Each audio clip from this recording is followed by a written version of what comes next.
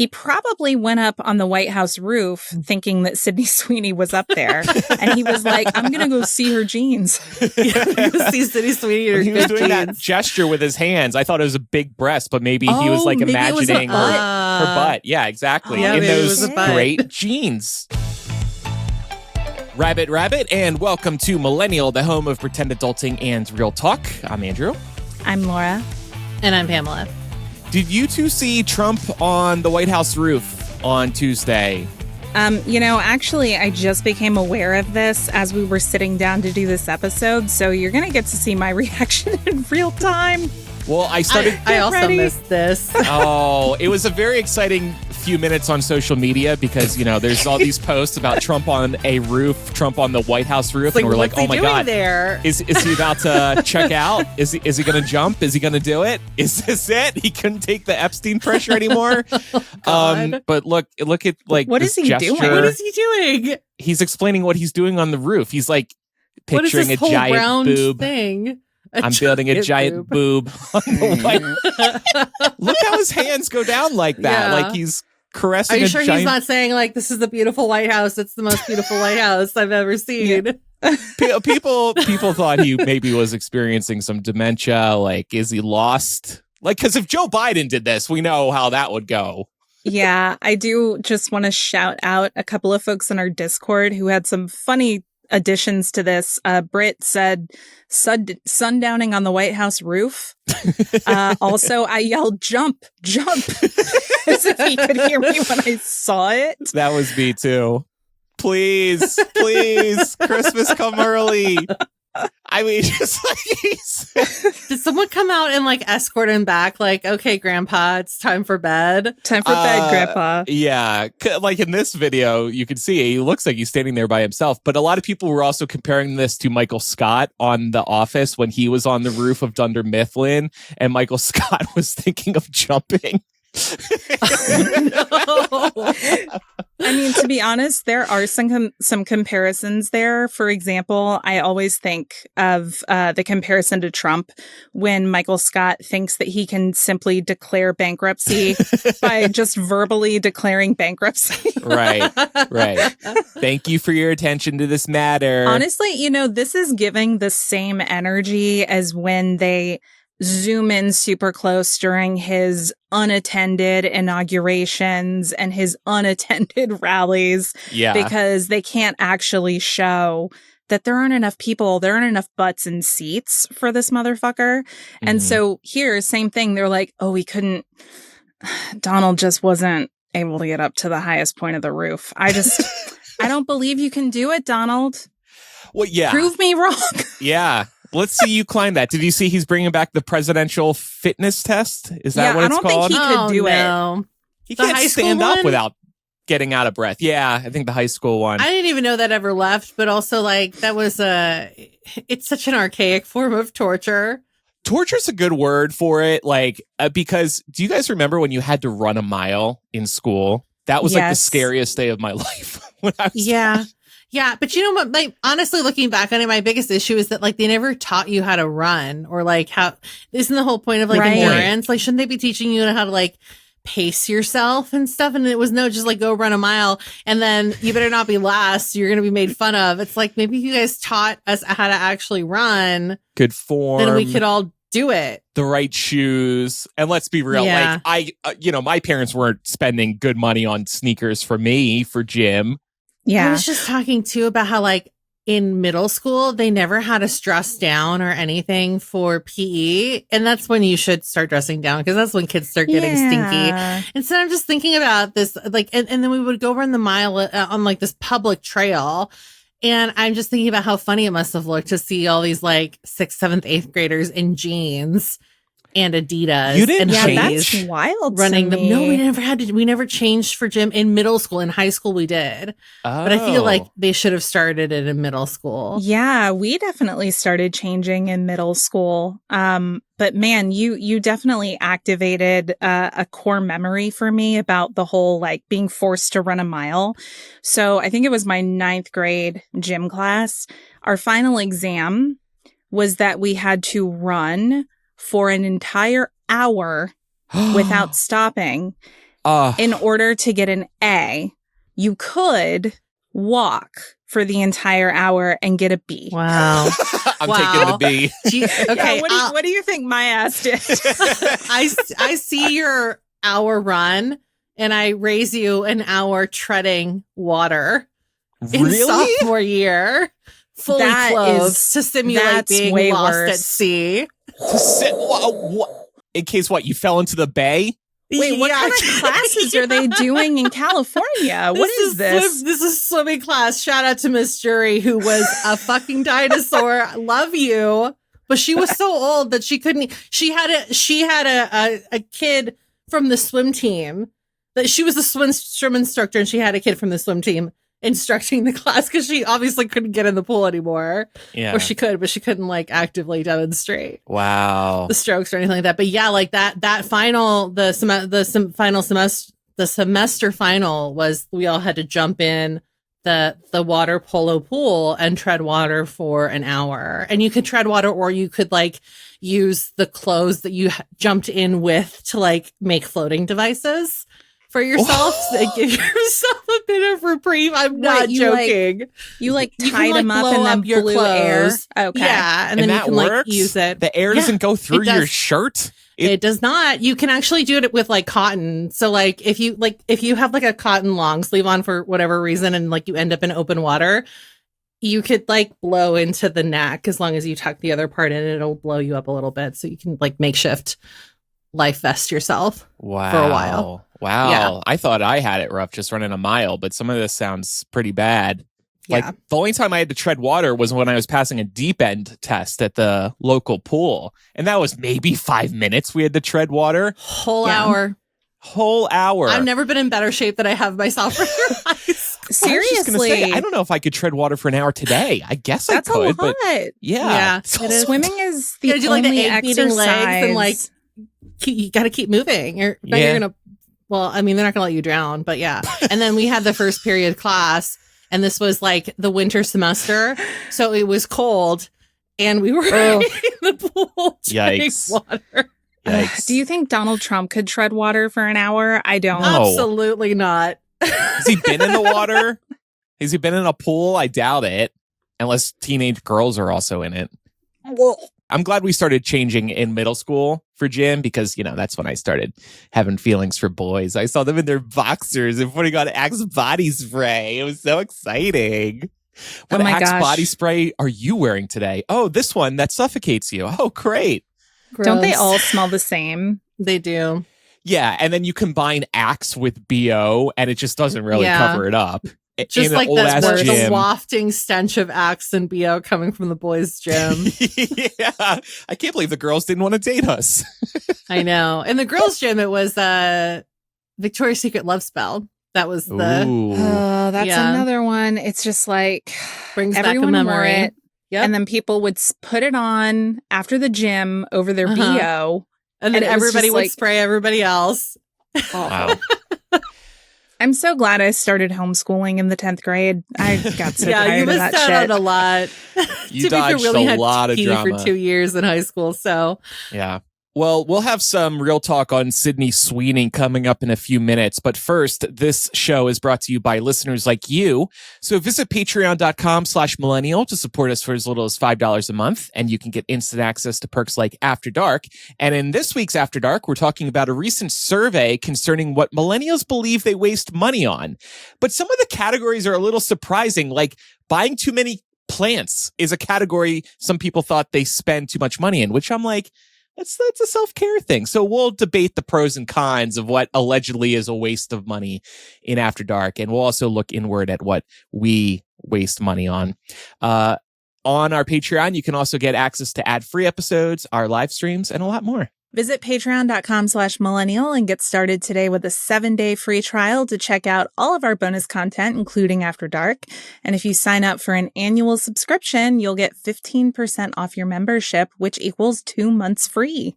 Other ways to support us include visiting shop.millennialshow.com, where you can pick up official show gear. You can also tell a fellow millennial about the show, and also make sure you're following us on your favorite podcast app. We're going to take a quick break, and we'll be right back to talk Sydney Sweeney. Did you guys hear about what's going on with Sydney Sweeney and American Eagle and her good genes? I'm trying to avoid it, like running a mile, but yeah, absolutely I can't avoid it. This is the story that, like, I'm sure she wants it to die so bad and it just keeps coming back. And we'll get to why it's still unfortunately relevant for her camp towards the end of this discussion. But in case you might have missed it, actress Sydney Sweeney is really well known for her work on Euphoria and The White Lotus and the rom-com Anyone But You. She's in some hot water, and this is as a result of her appearing in an American Eagle ad, which seems pretty harmless on the surface. And maybe it is, and we'll discuss that too. So the ad, which advertises the company's jeans, it features a play on words. And in the ad, she's narrating and she says, quote, "Genes are passed down from parents to offspring, often determining traits like hair color, personality, and even eye color. My genes are blue." And the campaign also features a slogan that reads, "Sydney Sweeney has great genes." So obviously they're talking about like genes, genetics versus genes that you wear. And this is why people took offense in part on the internet. And this happened almost immediately once the ad was published online. And they were experiencing pushback from critics who were saying that the play on words is promoting eugenics and selective breeding. So let's pause there and kind of unpack that a little bit. So for anyone who doesn't know, eugenics is a discredited scientific theory that's popular amongst white supremacists. And it basically states that the human race can be improved by breeding out less desirable traits. You saw this being pedal pushed a lot during Nazi era Germany, for example. And so this is why people are kind of making this correlation. You have an actress who's white, blonde hair, blue eyed, very much traits that are revered in white supremacy. And this company is using her to say that she has good genes. And it's as a result of breeding. So do you guys feel like this is a stretch, this backlash, or was it like meant to be, you know, a little tongue in cheek? I think there's a lot of layers to it. I know, I think it's worth pointing out that like this isn't the first viral campaign that Sydney Sweeney has taken part in that is explicitly driven by the male gaze and the fact that Sydney Sweeney's thing, unfortunately, I don't know that it's fair, but her thing is that she is just extremely stereotypically physically attractive. A lot of men thirst after her. She was advertising, I think it was Sasquatch soap for a while. And remember the soap that was like made with her bath water, but it wasn't really. Right. That was just like an advertising gimmick. Mm-hmm. So she's done other stuff like this before. And it's just, in my mind, brands kind of cashing in on the lowest common denominator that will make them successful. So I think that's one angle to it. Something else that I've seen brought up is that this ad, while not a carbon copy, is very similar in tone and style to a jeans ad that Brooke Shields did back in like the 80s, I think it was. And she was 15 years old. So she was a child, but she looked very mature for her age. And as a result, the narrative and the tone of the ad was very sexually driven and had a lot of these same tones of like, great genes are passed down through breeding. So I think there's that element of it. I think there's also the element of like the time period that we're in right now that causes people to wonder if like a eugenics message is what's being pushed here. Yeah. So I don't know that to say that, Pam, like I don't have a straight answer for you because I feel like it's just kind of complicated. The ad worked. It got attention. People are talking about it. They're talking about American Eagle. That's really all you can ask for, especially in 2025, getting people, you know, what's the line? All press is good press.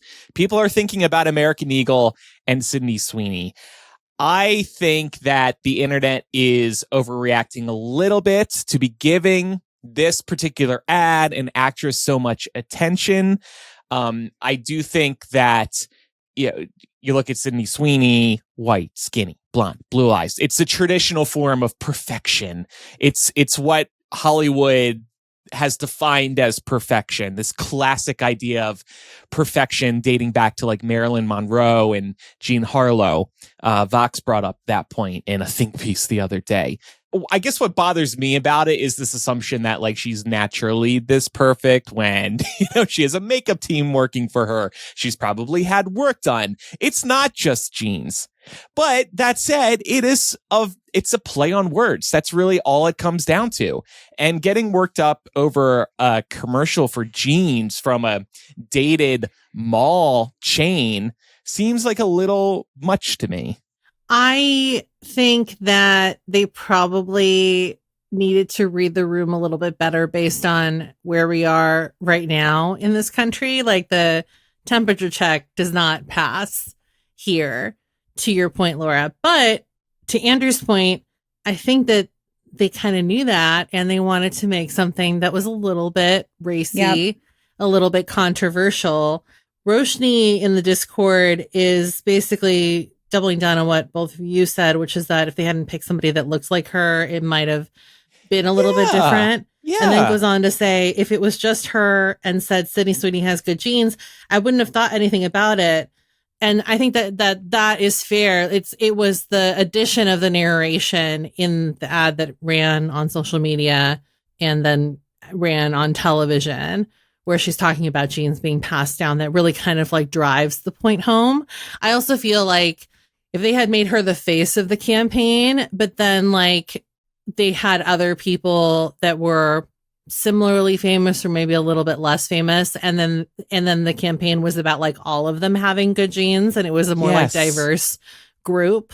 Like, I'm proud of my genes. I'm proud to wear these jeans. Like, that could have been a nice message, no matter your size, body it's type, like age, the My Calvins. Yeah. This is me, and I'm comfortable in my jeans. Okay, exactly. And you're literally comfortable. I'm Don Draper. Yeah, but we're coming up with a new. But it's very clear that they didn't want to go that route. Not to take away from your Don Draper moment, Andrew.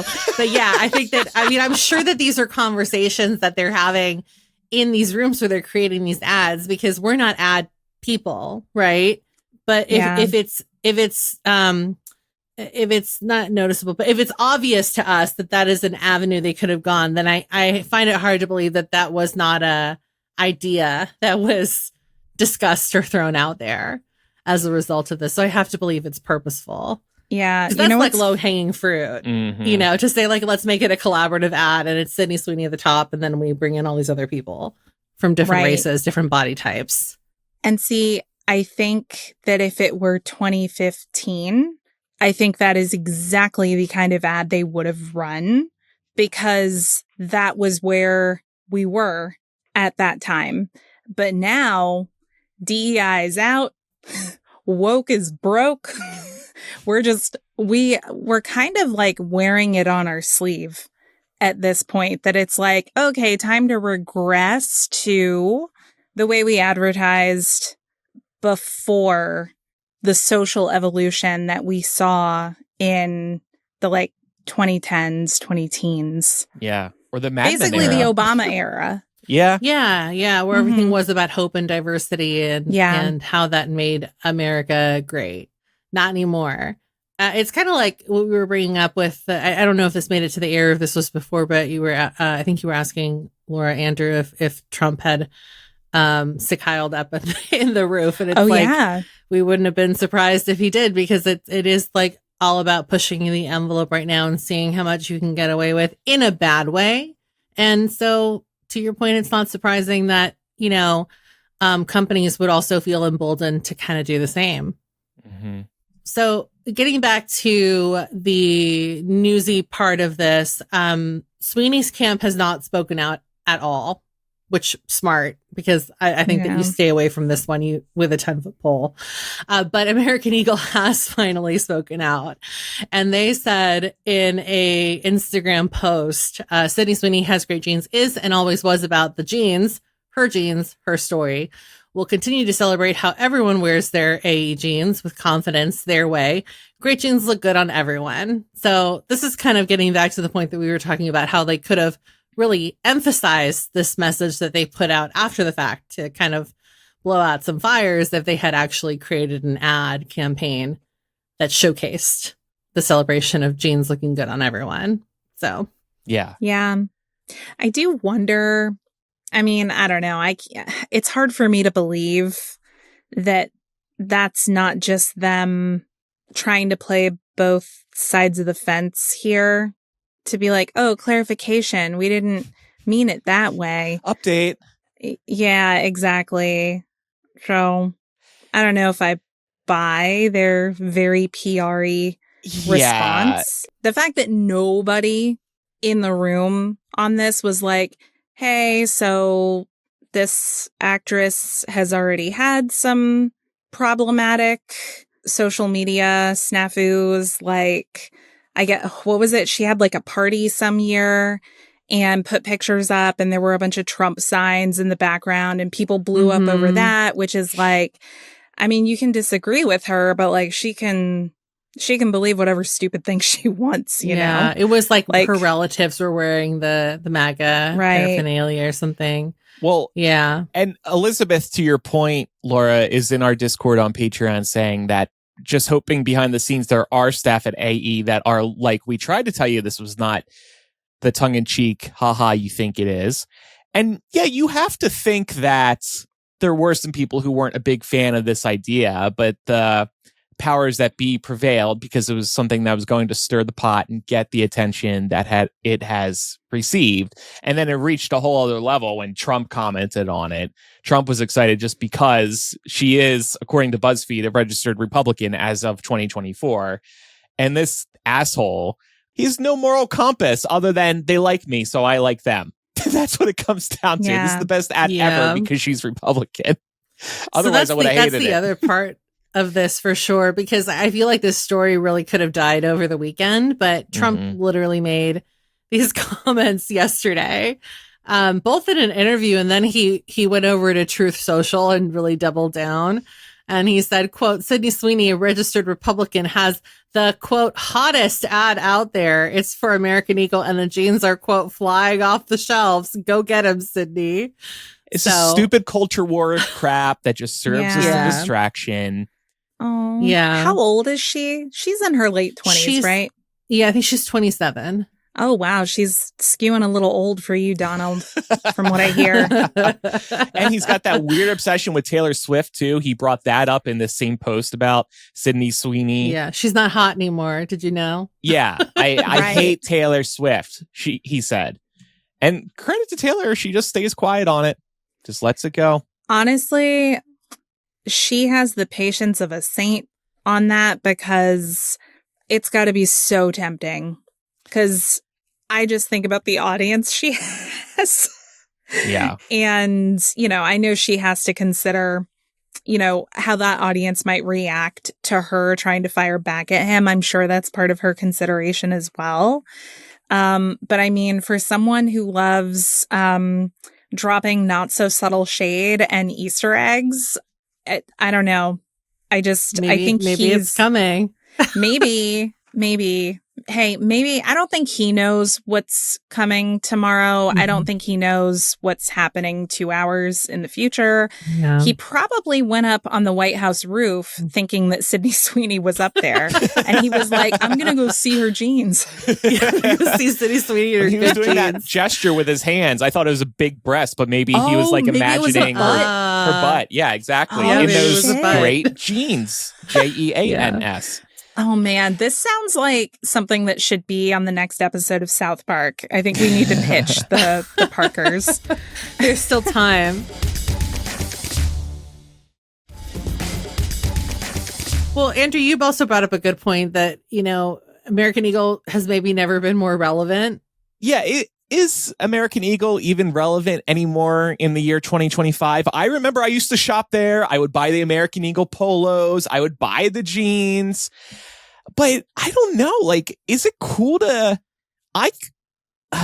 I kind of judge people wearing Abercrombie and Fitch and American Eagle who are my age in this day and age. And I hesitate to say that because I know somebody who still wears them and I love them, but I'm like, really? That's surprising. You know, some people just adopt their uniform and don't evolve. Oh, God. Maybe I need to cut some of this. I don't need to No, I mean, like, I was going to say, I think the biggest issue with Abercrombie is that not only have they not been size inclusive in the past, but they've, like, their CEO has been, like, absolutely heinous towards people that are, yeah. Oh, yeah. you know, plus size. Yeah, And he was basically now- like, I don't want fat people to wear my clothes. Exactly. He lived verbatim, basically, yes. And there's a whole documentary about it that you can watch on Netflix. Wasn't I he think- generally or a creep HBO. too? Yeah, one of those. he was. But now not American Eagle. Well, American Eagle too, but we're talking about Abercrombie. Now Abercrombie has extended sizes in their jeans, and I hear that the jeans are actually pretty good quality for the price. But it's funny that, like, you know, he spent all these years talking about how he didn't want fat people wearing his clothes, and now fat people are buying the jeans. Oh, he realized he can make money from fat people. Exactly. As well. Right. Interesting. Yeah. So I bring this up to say that, like, Abercrombie is relevant again as a result of extending its sizes. And I feel like maybe American Eagle is hoping to tap in on, like, the Y2K craze coming back into fashion. Okay. And they've also extended their jean sizes. I've heard, like, about them extending their curvier lines for women specifically as of, like, you know, like in the pandemic years. So I think they're just trying to get their name back out there as a result of a lot of this stuff becoming more popular again. Well, yeah. I mean, think about how stupid it is to shoot yourself in the foot. Like, what kind of revenue strategy is it to say, hey, in a country where like 2/3 of adults are overweight, we don't want to sell clothes to 2/3 of Americans. That's just like saying we don't want to make money. Yeah. We don't want to bake a cake for a gay couple. We don't like your gay money. Speaking of gay, one of our listeners, Rex, is chiming in on our Discord right now, and he's not happy with our comments on Abercrombie. He said, do not speak ill of Abercrombie, all caps. Abercrombie had a great rebrand, and they have cute items now. So, okay. That's maybe you gotta go shop at Abercrombie before you you can match with your friends. Yeah. I might really cut some of that. And that way, if they do listen to this, when you get there, you can just be like, don't worry, friend. No hard feelings. I've had a change of heart. Your Abercrombie jeans. I don't know. I'm too scared. No, but okay, maybe Rex and somebody I know in my life are correct. I need to catch up. They did have a line of White Lotus apparel. Abercrombie did, and it looks pretty cool. I liked it. So yeah, it all comes back around to Sydney Sweeney. Really nice way to put a bow on this conversation. I'm trying to like imagine what White Lotus apparel at Abercrombie looks like. Like, it just, to me, that sounds like white people luxury resort lounge clothes. I would just assume it would be like very flowy boho, like Coachella in 2014. Well, so that's what I assumed it was going to be too, but it has the White Lotus logo on it, and then it says Thailand's for the latest season. Okay. Yeah, so it's not like a staff shirt. It's not like right, kind of, but a little sexier of a design. Do you two shop at Abercrombie or Hollister or any of these? No. I feel like I don't know about you, Laura. I feel like I'm still intimidated and traumatized by how small the Abercrombie clothes used to look just from the window display. Oh, yeah. As a teenager, I never even bothered to walk into those stores because I was like, at the time, I was like, I don't know, maybe like a size 12 or 14. And I was just like, nothing in there is going to fit me.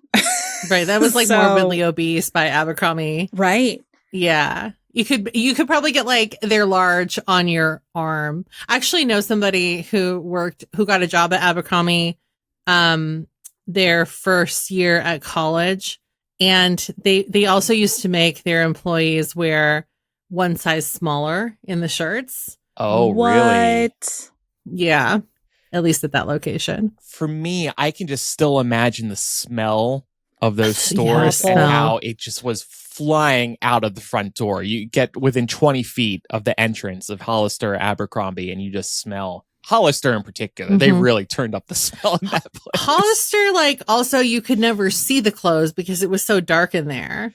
Dark, and remember, there really weren't windows. It was like It was like a beach hut. Beach hut, yeah, and the shutters were like tilted down so you couldn't see it. You couldn't see anything. Yeah, I mean, that shit's by design. They want you to get in there and forget how long you've been in there. Yeah, just like Target, like no windows. Like, yeah. No, for real. Windows. Yeah, no clocks. Yeah. Well, and then, of course, they had the hot shirtless guy out front. That was this, right? Abercrombie again. Oh, that was Abercrombie? Yeah. I thought my Hollister did that too. They might have tried to keep up, but I use them interchangeably. I might be wrong on that. But fair. Oh, that was a gay awakening too.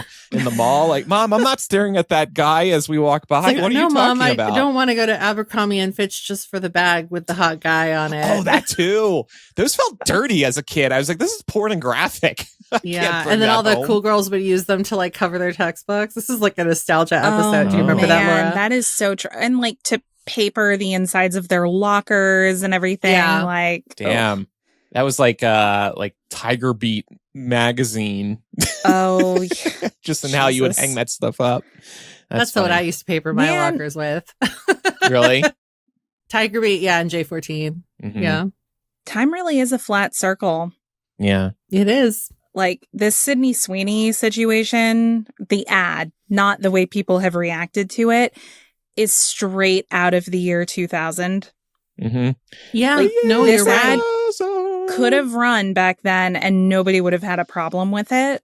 Yeah. And I think that that's by design, honestly. Yeah. Because we are kind of reverting back to that period of time, both in fashion and in like what's trending in terms of like physical beauty standards as well, for better or worse.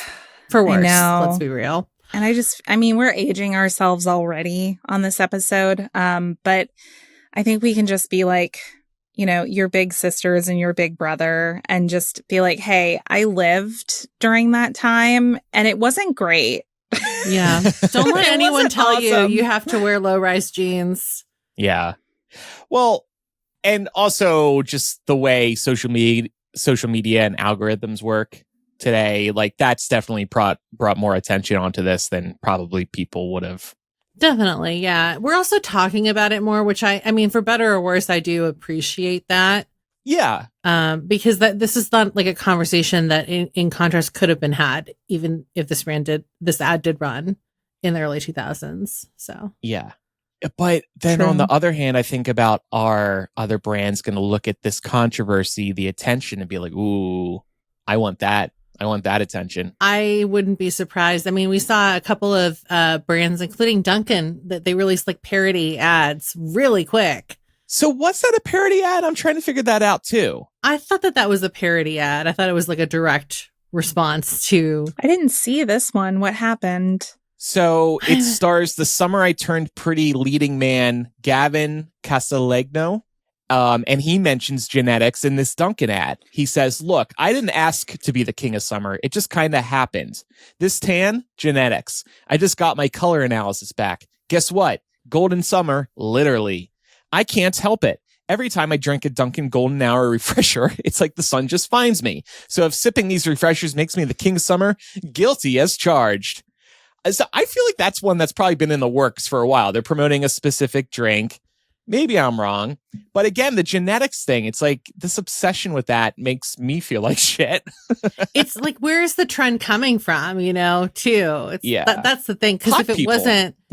Yeah. Because if it wasn't like a direct response, it's kind of eerie that they both kind of went with the same like tongue-in-cheek language, essentially, for lack of a better word. Yeah. And I know that there were a couple of other brands that did similar stuff. Yeah. I can't think of them off the top of my head right now. Me neither. Yeah, it's so interesting. You know what this makes me wonder? I feel like all of these brands probably hired like ad consultants from like the same company.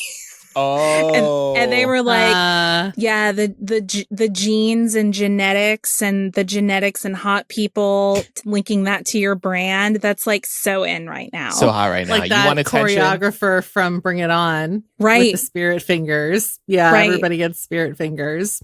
Yeah, that's a really good point, actually. That would not surprise me at all if they're just using the same PR company, because the timing is very coincidental. Mm-hmm. Yeah, it definitely is. And I don't know. I can't wait to see what South Park does with this. I just don't see a world in which they don't pick up on this, because it's been so topical and everyone seems to have something to say about it. Yeah. Including Trump. Cartman will want to talk about his genetics for sure. Oh, yeah. Well, I thought you were going to say he's going to be in Abercrombie or American Eagle jeans. Well, I guess in the preview for the next episode, it looks like Cartman is going to go Charlie Kirk. Yeah. There was a new photo today from the episode, and Kristi Noem is going to be appearing as well. God. It looks like it's going to be an immigration ICE themed episode. So amazing. Gird your loins. Should be entertaining. Oh, man. There's going to be so much ketchup on the walls. If you all have any feedback about today's discussion, you can email millennialshow@gmail.com, or you can use the contact form on millennialshow.com. We'd also love if you left a comment on Spotify or YouTube, or DM us on social, whatever is convenient for you. And if you enjoy Millennial, we would appreciate a review in your favorite podcast app. Time for some recommendations. So we all know that Trump loves to post on Truth Social, his social media platform. And I admit I like seeing what Grandpa is up to, because he posts a lot of nutty shit on there and it's entertaining to read. But I don't want to support Truth Social. So for anybody who might ever be curious about what he is saying, but you don't want to give Truth Social the clicks, just go to trumpstruth.org, and it's moving all of his posts over to there. And it takes each one and puts it up whether or not he deletes it. So you can also see him working through revisions when he posts something that deletes it, then reposts it. Because, he typos, he doesn't know how to spell, so people fix it. So it's just a good way to keep an eye on the president without having to support him. trumpstruth.org. Wow. Jesus, that's incredible, but also horrifying. Like, I don't know if I want to see his inner thoughts that frequently. It is a recommendation. So Sinners. I know we talked about it on the show when it was in theaters. Such a good movie. I actually had a chance to see it for a second time the other night. It is on HBO Max now. Sat down with my parents and got them to watch it. And honestly, it's a movie that you need to see a couple of times, because there was even some stuff from my first viewing that I picked up on more on my second viewing. And I'm just really excited about that movie, because there's not a lot of original content out there nowadays. So I just want to promote that movie endlessly. Yeah, and see the movie, because if you don't, and you don't see other original movies, and you're the person who's like, why is there so many sequels? Why is there Toy Story 5? Why is there a remake of Lilo and Stitch? It's because you don't watch the originals. That's why, that are coming out in 2025. So support the originals. And I'm going to piggyback off of that Duncan ad, and I'm going to recommend The Summer I Turned Pretty. This is like the perfect show to get sucked into in the summertime, which is the only time it airs. And they're currently in the middle of airing the third and final season. It's so messy, but it's so addicting. And like you kind of like hate a lot of the characters, but then you're also rooting for some of them as well. And if you're looking for like a show that has easy bingeability that you can get caught up with quickly, so you can like get in on internet discussions, this is like a good, easy, low lifting show to do that with, because they are releasing episodes weekly on Amazon Prime. And I feel like every Wednesday when an episode drops, the internet has something to say, and it turns into this like crazy discussion. So yeah, if you're just looking for a show that releases weekly and you want to get in on really topical internet pop culture conversations, this would be a good one to binge now.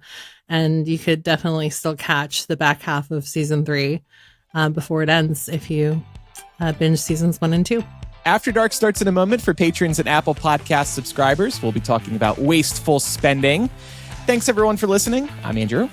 I'm Laura. And I'm Pamela. Bye. Bye. Bye.